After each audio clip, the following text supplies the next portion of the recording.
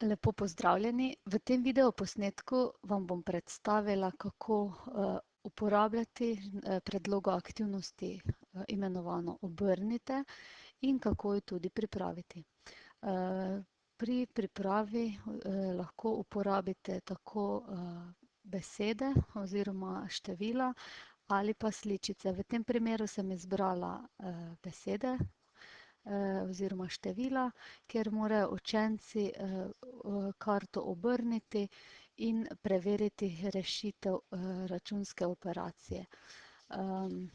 Nekakšno preverjanje rešitev.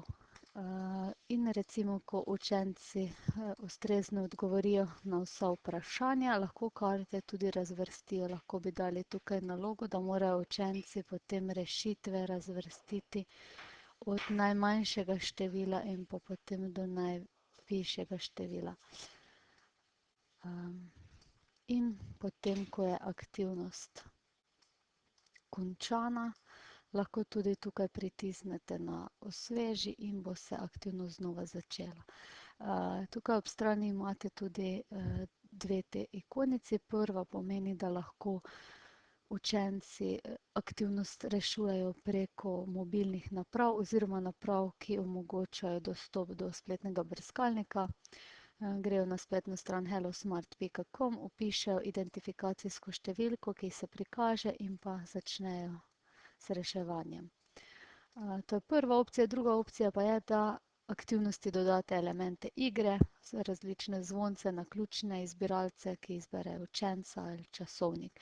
Več o teh elementih igre si lahko ogledate v drugem videovodiču.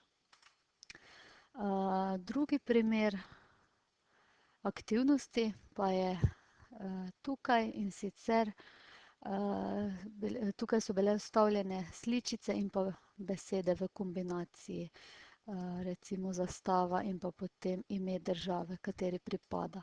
Tukaj bi lahko dali tudi recimo, ne vem, sličico nečesa v tujem jeziku, pa potem učenci preverijo rešitev. Lahko bi dali živali in pa sličice sopomenke, kakorkoli. Zdaj pa vam bom pokazala, kako aktivnost pripravite. Tukaj sem šla na novo stran. V orodni vrstici pritisnem na ikonico dejavnosti in pa izberem tole prvo ikonico Obrnite.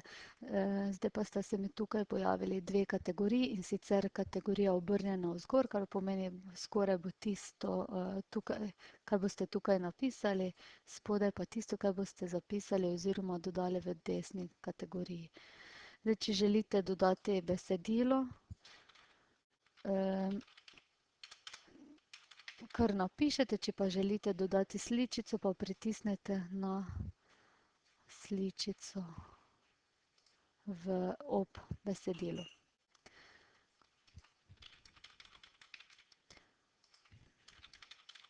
Besedilo 2, morate dodati vsaj 4 oziroma 2 karte, 2 para, da lahko končate aktivnost. Vsebino lahko tudi shranite s pritiskom na tale disketico, pritisnete oziroma vpišete ime vsebine in pa shrani. Zdaj, ko imate enkrat tole shranjeno, lahko kadarkoli uporabite s pritiskom na ikonico naloži. Ko ste končali, pritisnete naslednji, potem pa izberete eno izmed tem. Ko ste izbrali temo, pritisnete dokončaj in aktivnost je pripravljena. Lahko jo preizkusimo. Tukaj zgoraj lahko vklopite tudi zvočno podlago.